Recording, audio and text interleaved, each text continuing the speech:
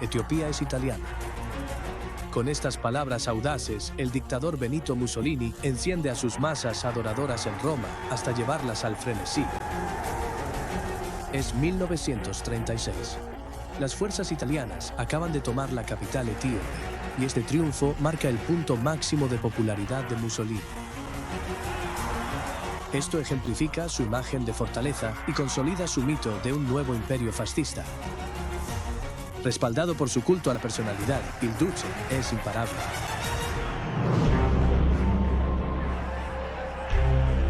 La historia está llena de ejemplos de cómo los dictadores han llegado al poder. Pero ¿cuáles son los temas comunes? ¿Cuáles son las circunstancias que conducen a la tiranía? ¿Y qué técnicas utilizan para llegar a la cima? Los dictadores creen que tienen la respuesta para solucionar los problemas de la sociedad. Tienen una visión de lo que su nación podría ser. Pero antes de poder transformar una cultura, antes de poder prometer un nuevo mundo, necesitan ganarse la devoción del pueblo. Necesitan venderse a sí mismos como salvadores. Necesitan construir un culto a la personalidad.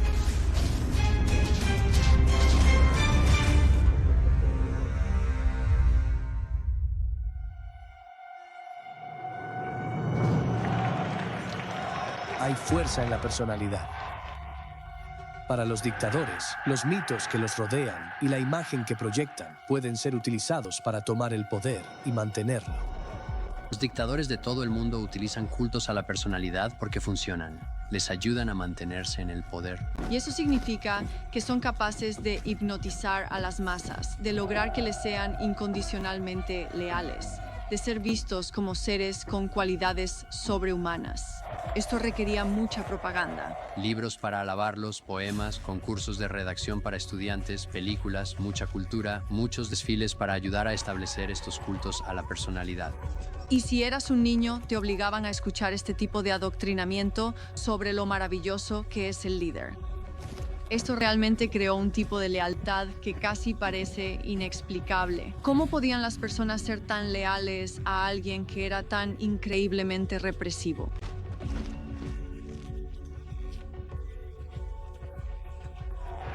La gente se sentirá atraída por un líder que promete resolver sus problemas, alguien que pueda restaurar la prosperidad y proteger a una nación de cualquier cantidad de amenazas. Los dictadores venden la idea de que solo ellos tienen las cualidades únicas que pueden guiar a la nación en una lucha por la supervivencia. Entonces, ¿estas cosas funcionan? ¿Los dictadores realmente convencen a otras personas de que son sobrehumanos o de que pueden cambiar el curso de la historia? Bueno, pueden funcionar incluso sin que todos crean en la narrativa, y eso hace que resistirse al dictador sea mucho más difícil. Cuando las condiciones son las adecuadas, surgirá un líder fuerte y decidido. Pero hay un proceso para ganarse a la población. En la Italia de los años 1920, más de una década antes de su triunfo en Etiopía, se formó un culto a la personalidad en torno al eventual líder dictatorial, Benito Mussolini. Él se presentó como un hombre fuerte, el tipo de líder autoritario que defiende a la gente común frente a la élite, que exige lealtad total y que utiliza el machismo para crear legitimidad. Y aunque un hombre fuerte no necesita ser físicamente fuerte, para Mussolini, su físico desempeñó un papel fundamental en la creación de su imagen pública. Medía solo 1,70 metros, pero su complexión robusta, su mirada intensa y su mandíbula prominente parecían potenciar su presencia imponente. Y Mussolini conocía el valor de su figura.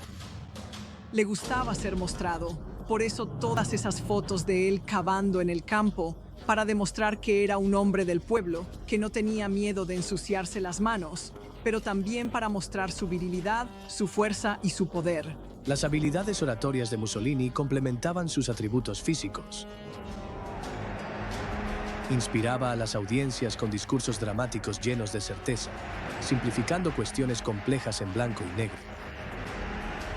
Mussolini aprovechó la intensa ira que muchos sentían hacia el liderazgo liberal y el odio a los socialistas y formó el Partido Fascista. Mussolini tomó el poder en 1922, pero sí tuvo oposición. Giacomo Matteotti surgió como un formidable adversario, denunciando la deriva absolutista del gobierno y la corrupción del régimen fascista.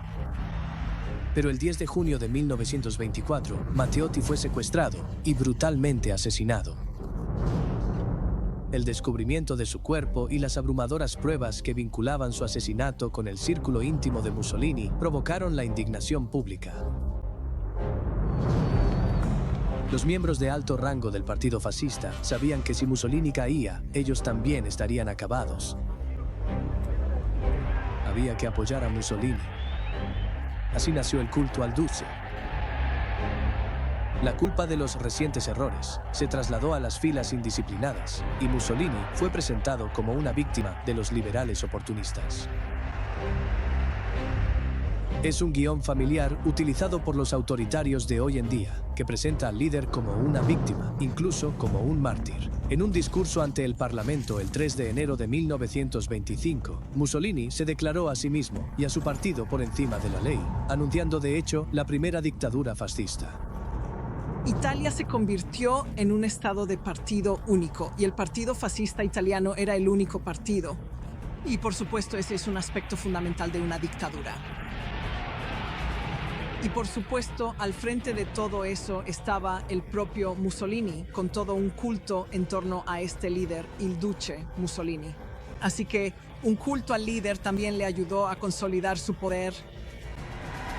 Menos de una década después de que comenzara el régimen fascista de Mussolini, se formó un culto a la personalidad en torno al líder de la Alemania nazi, Adolf Hitler, y esto se volvió central para el control de ese régimen sobre su pueblo. Adolf Hitler admiraba a Mussolini y en cierto modo se modeló a sí mismo siguiendo al dictador italiano. Y compartía con Mussolini su gusto por lo dramático. Cautivaba a las audiencias con discursos que avivaban las llamas de la ira y el orgullo nacional. Hitler también construyó un culto a la personalidad en torno a su carismática figura. Era un orador increíble. Por supuesto, era propenso a arrebatos de ira extrema, pero todo esto parecía someter al público alemán bajo su dominio, ya que sentían que era un salvador que venía a Alemania para devolverles su época de gloria. Cada gesto, cada entonación, cada movimiento estaba meticulosamente y cuidadosamente orquestado para hipnotizar completamente al pueblo y movilizarlo de manera efectiva detrás de su grandiosa visión para el futuro de Alemania.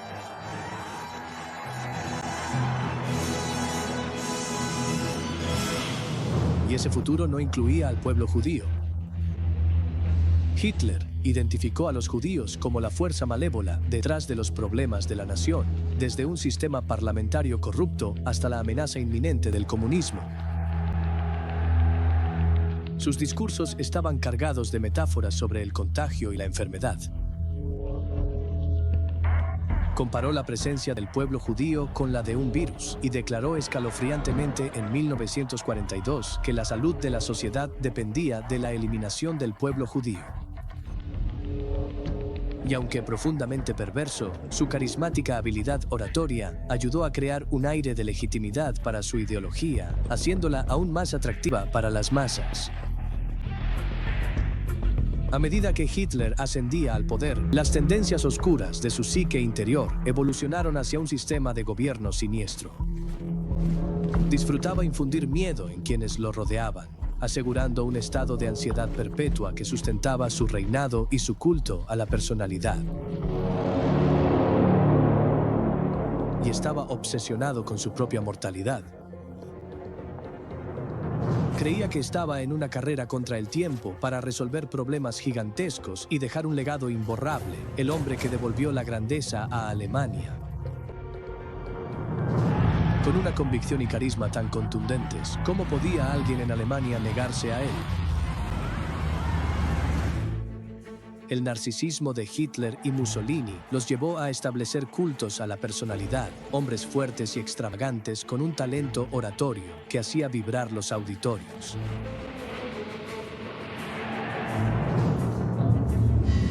Pero en la Unión Soviética de la década de 1920 surgió al poder un tipo de líder muy diferente. uno que usaría su astucia dentro de la maquinaria del partido, así como la imagen venerada de su predecesor, para presentarse como un intelectual marxista. El ascenso al poder de Joseph Stalin dependió del uso estratégico de la inmensa popularidad de Vladimir Lenin.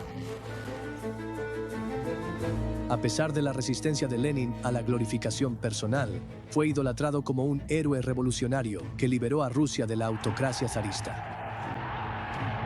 Stalin, desde el principio de su carrera política, se presentó a sí mismo como el alumno más fiel y devoto de Lenin. Eso se convierte en el centro de su legitimidad como líder. Cuando Lenin murió en 1924, Stalin hizo de la imagen de Lenin el eje central de la propaganda del Estado soviético. Durante la década de 1920, él se mantuvo públicamente discreto, distanciándose de la adoración a Lenin. Pero estaba apropiándose lenta y hábilmente de la devoción pública hacia el líder marxista. Stalin fue retratado como el sucesor natural de Lenin, una relación que se enfatizaba mostrando a ambos hombres juntos en carteles e imágenes oficiales del Estado.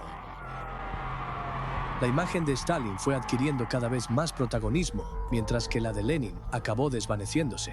Y hay ciertos tópicos que él toma del culto a la personalidad de Lenin. Uno de ellos es que se presenta como un intelectual en lugar de un tipo de hombre fuerte como Mussolini, por ejemplo. No da muchos discursos como Hitler.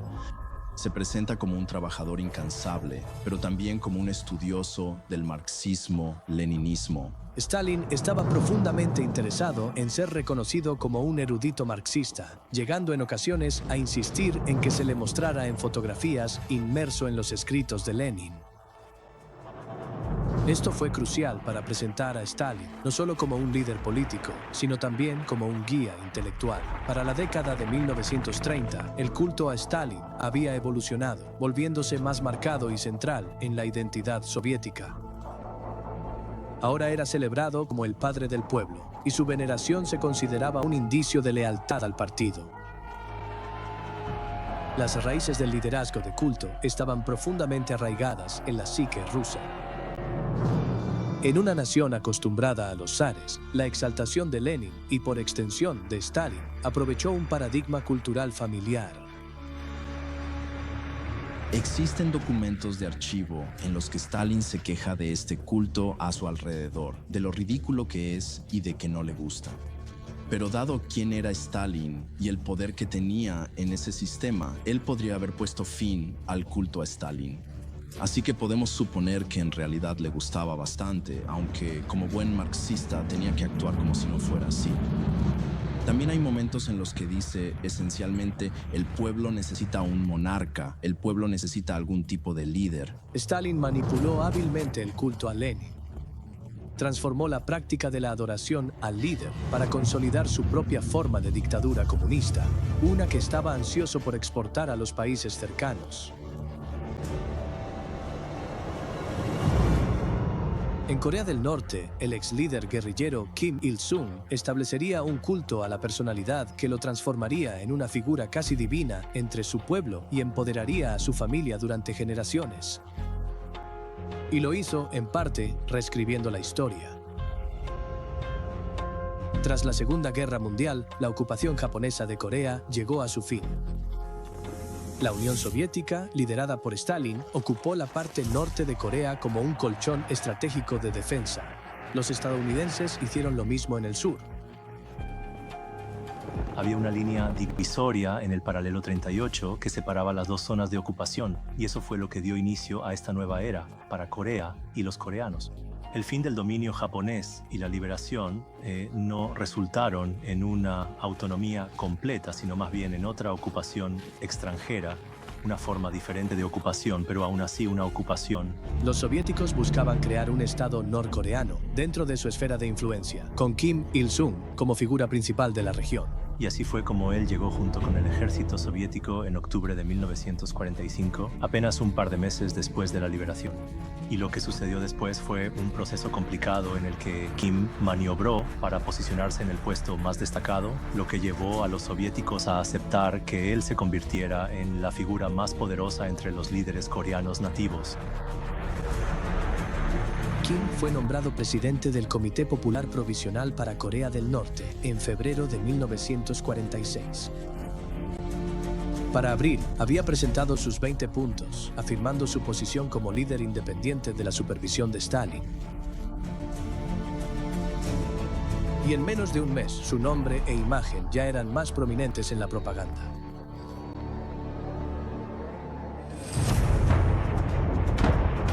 Kim inició la Guerra de Corea en 1950 con el respaldo de Stalin. Utilizó el conflicto para enmarcar su mensaje al pueblo, enfocándose inicialmente en los éxitos militares y promoviendo la unidad de todos los coreanos. Pero con el tiempo, el mensaje se centró más en Kim, refiriéndose a él como el estimado líder. Cuando la guerra terminó en un estancamiento, la maquinaria de propaganda de Kim Il-sung presentó el armisticio como un triunfo para Corea del Norte. Pero él va más allá de simplemente reescribir la historia. Colocaría su imagen en cada edificio y en cada hogar. Implementó una educación revolucionaria que lo elogiaba y lo honraba en los planes de estudio escolares. Y obligaba a miles de ciudadanos a permanecer en atención durante desfiles militares para honrarlo y alabarlo. La propaganda es especialmente poderosa cuando el Estado controla todos los canales de comunicación y las nuevas tecnologías ofrecen nuevas oportunidades para cultivar la imagen de un líder.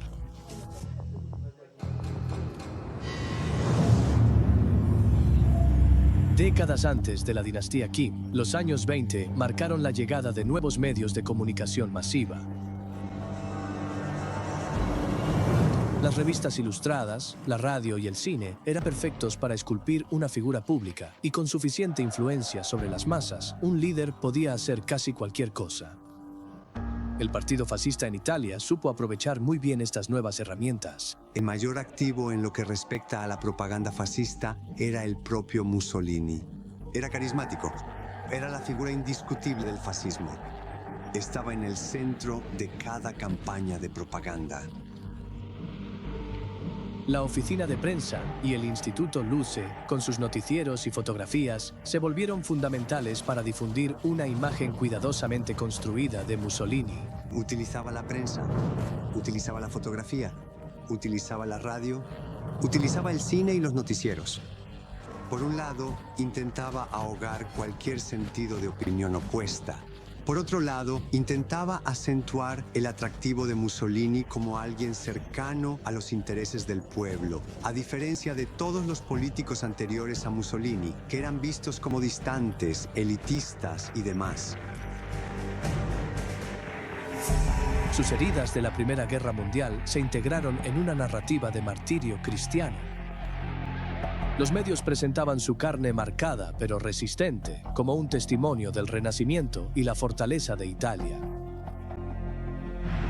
Y cuando Mussolini firmó un pacto con el Vaticano en 1929, declarándolo un Estado soberano y al catolicismo como la religión oficial de Italia, su popularidad se disparó. Pero la popularidad no era suficiente para Mussolini. Tenía una visión de grandeza para Italia y sus ambiciones imperiales se despertaron. Forjaría un nuevo mito para potenciar su imagen y comenzaría en África.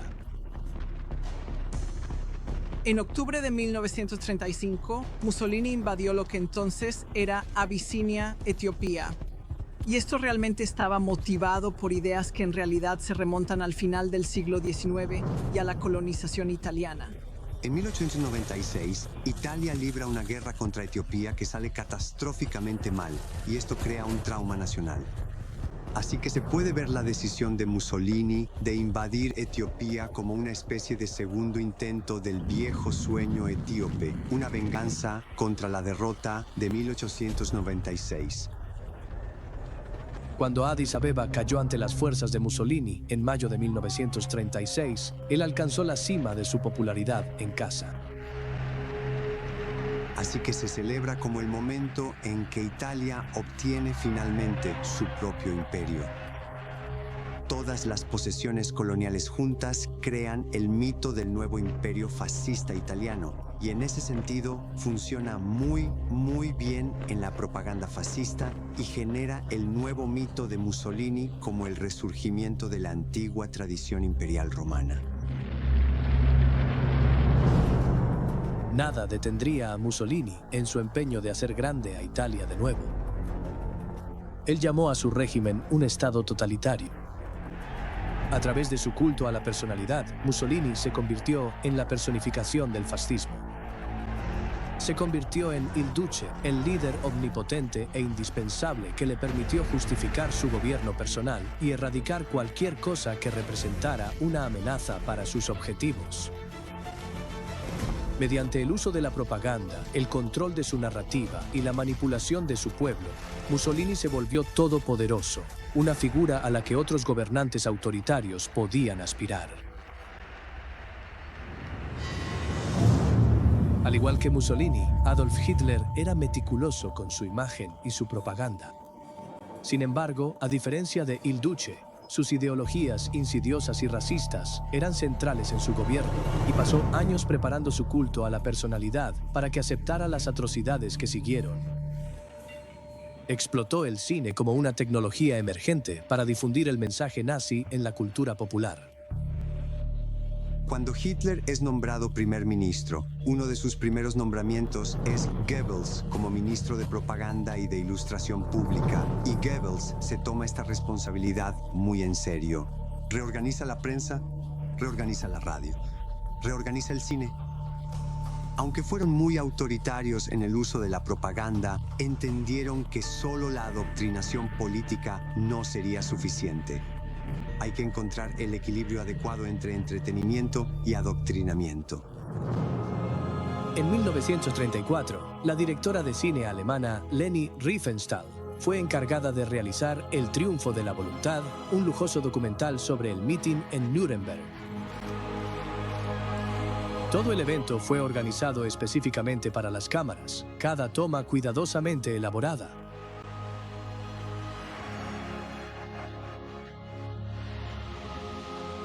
Incluso se construyeron puentes sobre el río Pegnitz para enmarcar majestuosa la ciudad mientras los soldados nazis desfilaban. La película muestra a Hitler en medio de grandes espectáculos y multitudes adoradoras, diseñada para realzar su imagen como el salvador de la nación.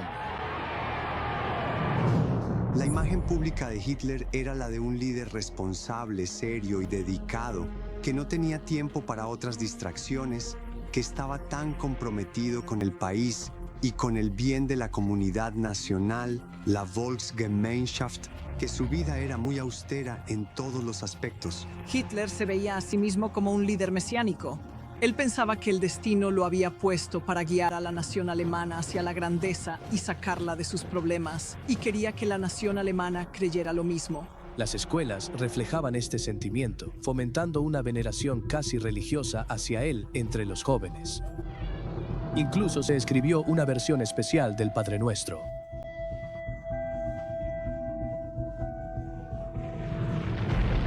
Los libros que no se adherían a los principios nazis eran quemados y reemplazados por literatura que promoviera su causa. Y los niños eran astutamente el objetivo. Hitler creía que quien tuviera a la juventud tendría el futuro, y por eso la educación se convirtió en una poderosa herramienta de adoctrinamiento. El plan de estudios escolar estaba impregnado de antisemitismo y de la ideología de una raza pura.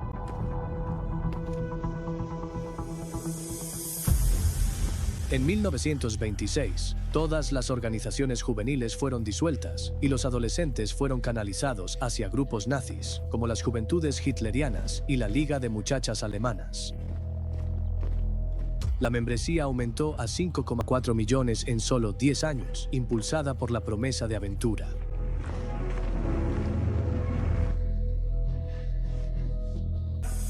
Pero las actividades de exploración poco a poco se transformaron en entrenamiento militar, y la adoctrinación sistemática generó una lealtad incuestionable hacia Hitler. El régimen se insertó de manera astuta entre los niños y sus padres potencialmente disidentes, llegando incluso a alentar a los jóvenes a denunciar comportamientos que no fueran afines al nazismo. La propaganda nazi había infiltrado todos los aspectos de la sociedad. Toda la ideología giraba en torno a la figura del Führer, a la figura del líder. Así que todo esto solo elevó la posición de Hitler, haciéndolo parecer cada vez más invencible y cada vez más infalible. La imagen de invencibilidad que Hitler construyó para sí mismo ayudó a alimentar los horrores de su ideología, transformando los oscuros pensamientos de uno en las terribles acciones de muchos.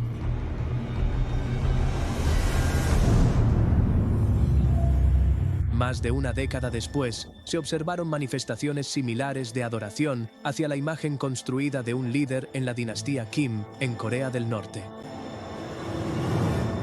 Y al igual que Hitler, Kim Il-sung utilizó su ideología para captar las mentes de las masas. Introdujo el concepto de juche o autosuficiencia al pueblo norcoreano en 1955.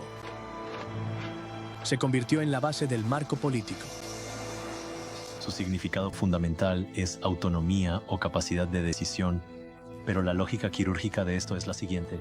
Rottemili dice que este tipo de autonomía solo puede lograrse a través del liderazgo del gran líder. Con las experiencias traumáticas de la Guerra de Corea reforzando el deseo de autonomía, Corea del Norte, bajo el liderazgo de Kim, pasó de aspirar a unirse a la red socialista global a adoptar una postura firme de autosuficiencia. Así que el control de Kim sobre el poder no se debilitó por el hecho de que la Guerra de Corea se convirtiera en este terrible desastre para Corea del Norte. Lo que sucedió después, en las secuelas, durante el proceso de reconstrucción en Corea del Norte, fue que Kim, a mediados de la década de 1950, purgó a cualquier posible rival entre los comunistas patrocinados por los chinos, o los soviéticos, o incluso comunistas coreanos nativos, para así emerger como el líder supremo indiscutible. En 1967, Kim ordenó la adhesión absoluta a sus filosofías, sin dejar espacio para pensamientos independientes o neutrales. A partir de 1969, el sistema educativo fue impregnado con materias que exaltaban la vida y los logros de Kim Il-sung. Y toda la población fue incorporada a sesiones ideológicas regulares para absorber historias sobre su grandeza. Para 1974, Kim estaba imponiendo nuevos principios que dictaban una lealtad inquebrantable, marcando la culminación de su culto total y sentando las bases para un gobierno dinástico duradero.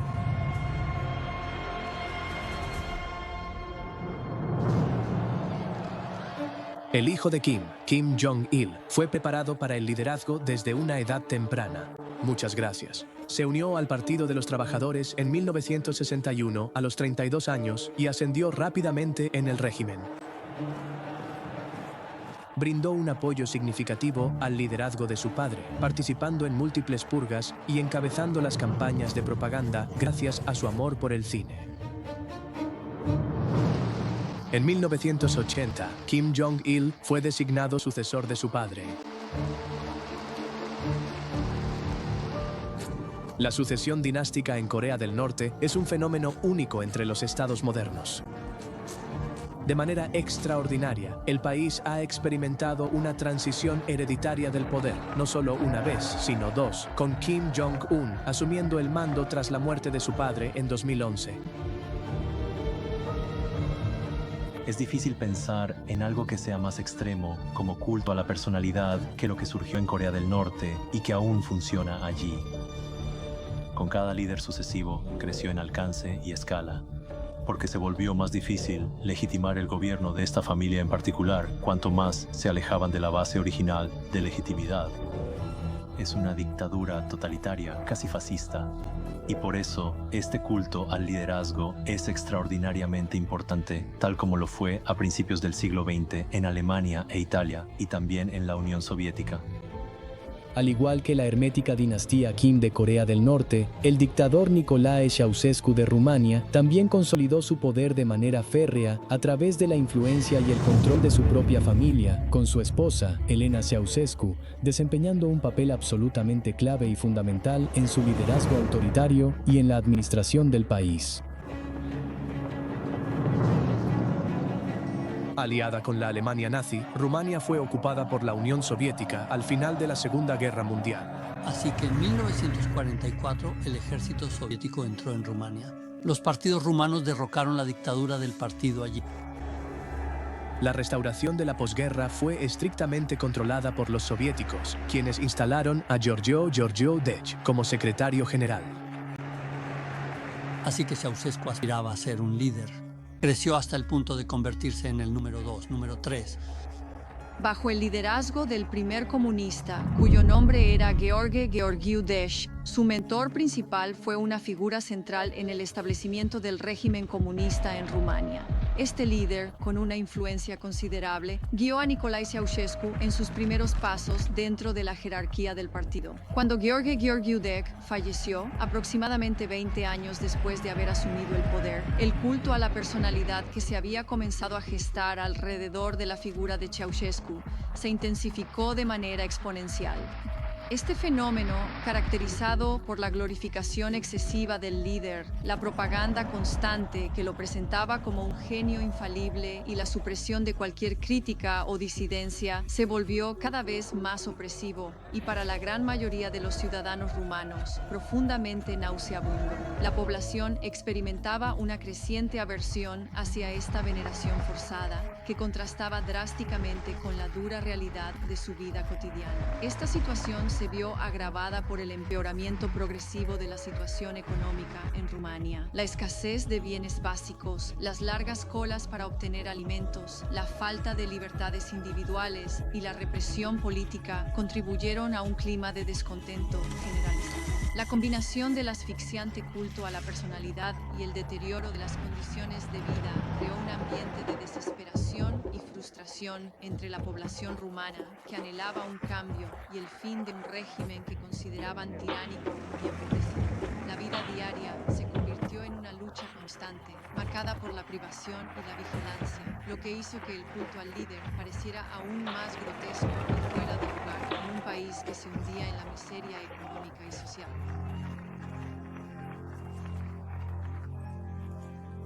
Y esto coincide con que Ceausescu trae a Elena, su esposa, y a otros miembros de su familia a la cúpula del liderazgo en diferentes cargos. Elena fue presentada como una académica, una científica, una especie de genio matemático, aunque no tenía absolutamente ninguna educación ni formación científica. A pesar de su ignorancia, la imagen pública de Elena fue cuidadosamente construida, con credenciales falsificadas, honores científicos e incluso libros de química, escritos a su nombre. Sus cultos de personalidad entrelazados sostuvieron su gobierno autocrático, permitiéndoles mantener la fachada de un liderazgo meritocrático y progresista.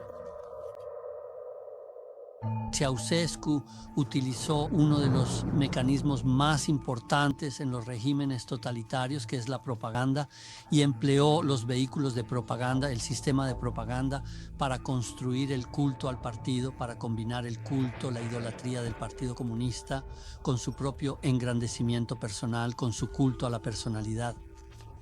Para muchos dictadores en todo el mundo, la propaganda es parte de una estrategia compleja para establecer una persona en particular, una marca.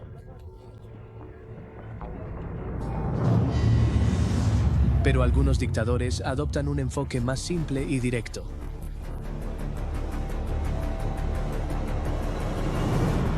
El mandato de Idi Amin en Uganda comenzó con un golpe de Estado en 1971, celebrado por algunos por su promesa de liberación, pero pronto se transformaría en un régimen brutal. Muchas dictaduras africanas se convirtieron en dictaduras de tipo personalista, donde el líder personalista consolidaba cantidades extremas de poder en sus manos. Y una gran parte de eso consistía en cultivar estos cultos a la personalidad. Pero Amin no necesitaba una máquina de creación de marca. A diferencia de muchos dictadores, su imagen de hombre fuerte era muy real. Con una estatura de 1,93 m, Amin imponía una figura impresionante. Era atlético, fue boxeador en su momento y aprovechó su experiencia militar para proyectar una imagen de sí mismo como una figura súper masculina con la que no se debía jugar.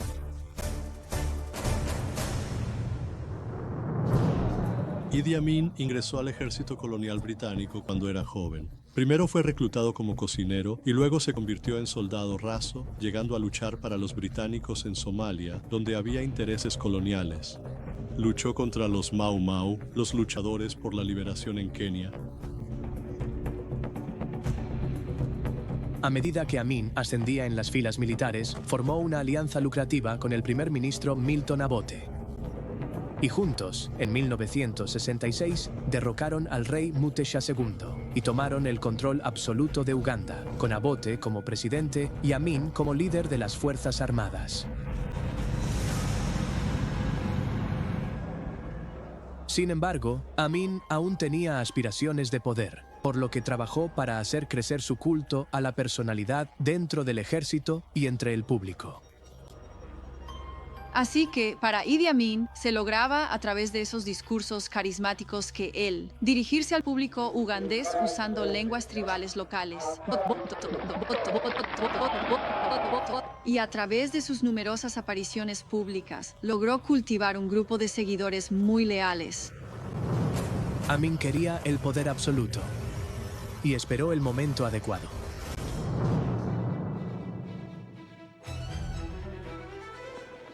Así que en 1971, el presidente Obote fue a Singapur para la cumbre de la Commonwealth. Es casi como si Amin hubiera recibido luz verde en ese momento para levantarse y lanzó un golpe de Estado. Era buen momento para lanzar golpe de Estado. No tuvo que matar a Obote, podía golpe de Estado sin derramamiento de sangre, podía verse bien. Con la caída del régimen opresivo de Obote, la gente esperaba un liderazgo más benevolente. Después del golpe, Amin se presentó como un soldado, no como un político, sosteniendo el fuerte hasta que se pudieran organizar elecciones democráticas. No es mi intención ser el presidente, pero es el pueblo soberano quien me nombró presidente de la República de Uganda. Sin embargo, esta apariencia esperanzadora empañada por las corrientes subterráneas de una realidad más oscura. El carisma de Amin lo había ayudado a llegar al poder, pero, como hombre militar, la violencia era una forma más simple y directa de mantenerlo. No era un hombre bien educado y rápidamente decidió que iba a gobernar Uganda, muy basado en la represión, ejecuciones que se desarrollaron muy rápidamente, la intimidación, el miedo y el favoritismo iban de la mano. Si me apoyas, te favoreceré. Si no me apoyas, te inculcaré el temor de Dios. La magnitud de las atrocidades de este hombre, ya fueran por motivos étnicos, políticos o incluso triviales, se convirtió en un sello distintivo de sus 8 años de gobierno, con estimaciones de muertes que van desde 80.000 hasta 500.000. Uganda estaba en una crisis económica. Amin estaba usando la mayor parte de los fondos nacionales para sus propios gastos y colmando de regalos al personal militar para mantener su lealtad. Uganda aún no era independiente. Quiero ver que toda la calle de Kampala no esté llena de indios. Debe ser verdaderamente negra y la administración de esas tiendas debe estar a cargo de los ugandeses. ¿De verdad le gustaría sacar a todos los asiáticos? Sí, deben irse a su país.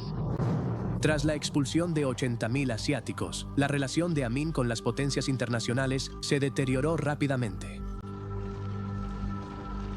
India rompió relaciones con Uganda y Estados Unidos cerró su embajada en Kampala. Amin se alejó de Occidente y se acercó a Gaddafi de Libia y a la Unión Soviética. Nadie va a dividir a África y al mundo árabe. Se fortalecerán. Idi Amin no tenía tales ambiciones de ser, por así decirlo, venerado internacionalmente. Le quedó claro desde los primeros días que nunca iba a alcanzar ese tipo de estatura, sin importar cuántas veces presumiera de haber conquistado a los británicos. Arranqué el imperialismo británico de Uganda y ahora Uganda es de corazón puro. El comportamiento extravagante de Amin y sus actos de autoengrandecimiento, como otorgarse medallas a sí mismo, provocaron una mezcla de diversión y alarma a nivel internacional. Toda la parafernalia militar era importante para él, el uniforme, las medallas. Quería ser recordado como mucho más que un simple cocinero de un ejército colonial británico. Los últimos años de Idi Amin en el poder estuvieron marcados por un creciente aislamiento y agitación. Idi Amin, el infame dictador, básicamente cayó del poder por intentar hacer una cosa de más, y esa fue la invasión de su vecino, la nación de Tanzania. Idi Amin, el infame dictador, básicamente cayó del poder por intentar hacer una cosa de más, y esa fue la invasión de su vecino, la nación de Tanzania.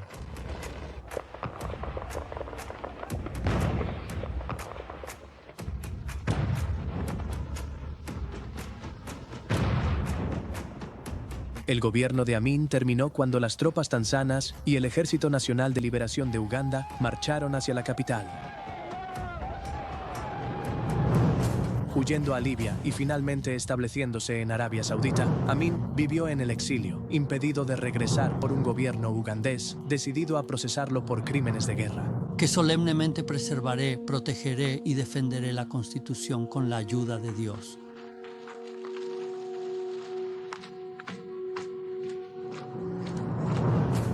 Murió en 2003 tras una falla multiorgánica. Lejos del país que una vez gobernó con mano de hierro, murió como un hombre débil y frágil. No logró nada en cuanto a un legado duradero. Nadie se asocia con su pensamiento. Nadie se asocia con la memoria de su régimen. Todos lo ven de manera demasiado simplista porque era un personaje muy complejo.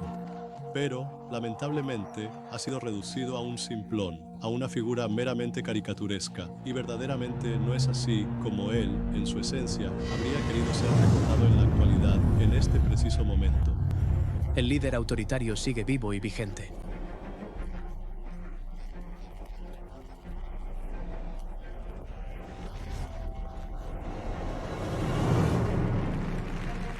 El presidente ruso Vladimir Putin es uno de los primeros casos del político autoritario moderno.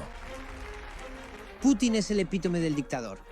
Tiene todas las características de personalidad, pero además sigue una tradición de dictadura en Rusia. Después de Stalin, Putin es la persona que ha sido dictador durante más tiempo en Rusia.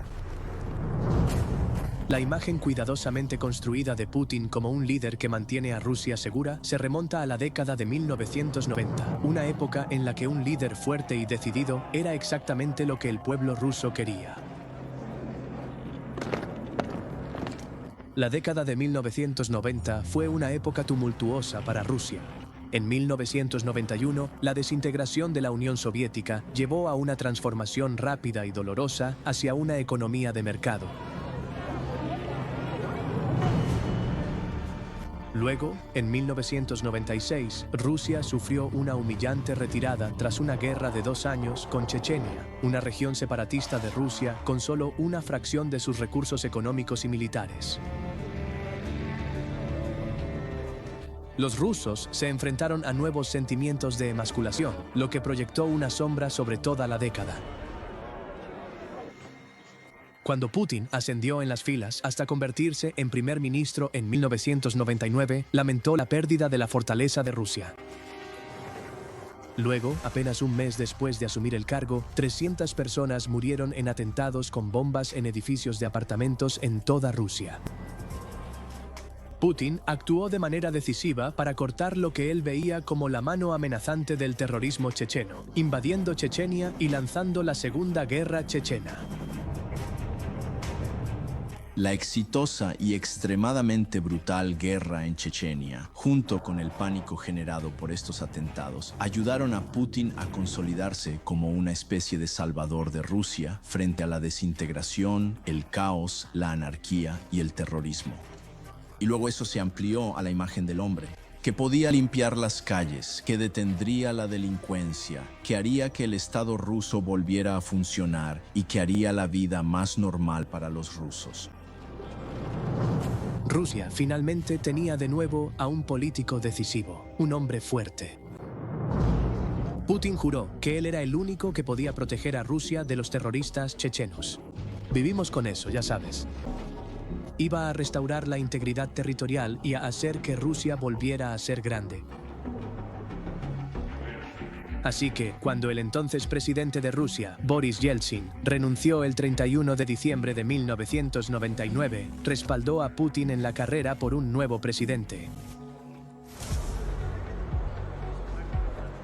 El gobierno sabía que era crucial cultivar la imagen de Putin como hombre fuerte y llevaba meses haciéndolo. Ya habían empezado a aparecer en los medios fotos de Putin visitando a las tropas rusas e interactuando con equipo militar.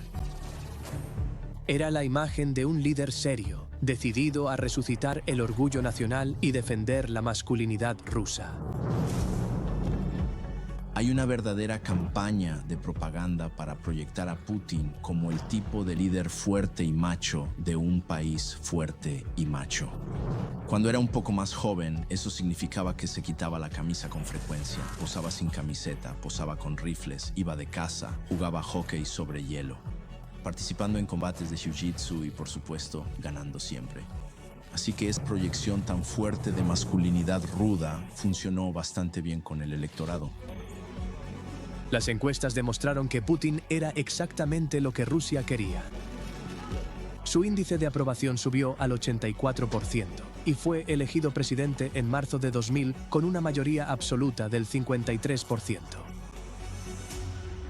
Junto a ustedes y con personas como ustedes, si pudiéramos unirnos, si pudiéramos tomarnos de las manos, podríamos llegar más lejos y juntos podríamos resolver los problemas que enfrenta nuestro país. Los actores políticos utilizan los entendimientos culturales para reforzar su poder.